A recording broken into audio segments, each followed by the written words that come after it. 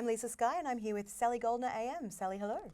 Hello, Lisa. What's on your mind, friend? On my mind is neuroprocessing, how the mind works. Ah, like the LGBTQIA plus rainbow, there are many flavours. I assume there's even more with neuroprocessing?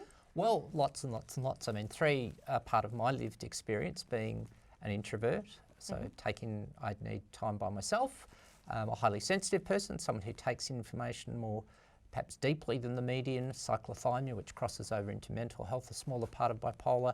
It seems from the evidence and on the ground anecdotal evidence, there's lots of our communities who are on the autism spectrum. And it leads to a question, how do we be inclusive of all of those people and have various ways and means of doing things so that we can all feel at home under the rainbow?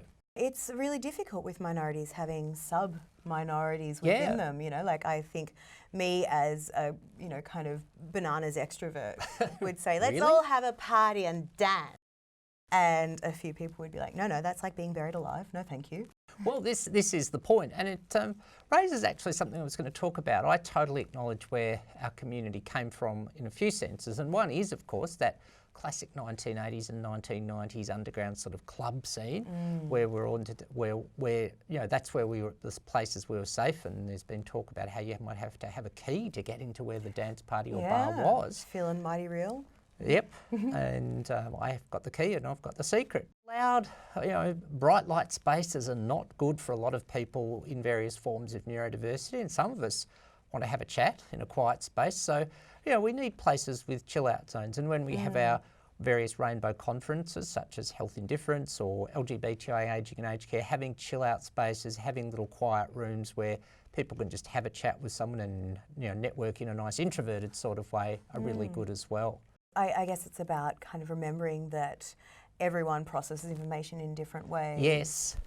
Yeah, well, that's the thing. Someone once said to me, a very good facilitator of a strategic planning day once said to me in very simple terms, introverts think, and then they talk, and extroverts talk, and then they think. So many times I don't realise what I've thought until I've said it. And then introverts miss out. But I suppose the last thing is a lot of highly sensitive people, and perhaps some people on the autism spectrum, from what I can gather, like straightforward information, or if you've seen a meme about HSPs, things we don't like, bullshit, and hype and that sort of thing. And look, I understand that when a community's trying to get itself on the map in an advocacy sense, you might have to be really hyped.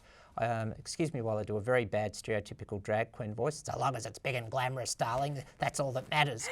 Well, I can understand that, but I'm just wondering now if given the increased emphasis on neuroprocessing in our communities, the evidence that's emerging, maybe we've got to be a little more straightforward and honest within ourselves and how we communicate within each other. So as far as community activism and advocacy goes, remember that there needs to be a place for everyone, because without everyone, people get left behind. Let's have a rainbow of abundance. Abundance, that means you do a disco and throw the leftover hot cross buns from Easter around. I am here for that. Sally Goldner AM, thank you so much. Pleasure as always, Lisa-Skye. And you've been watching Bent TV.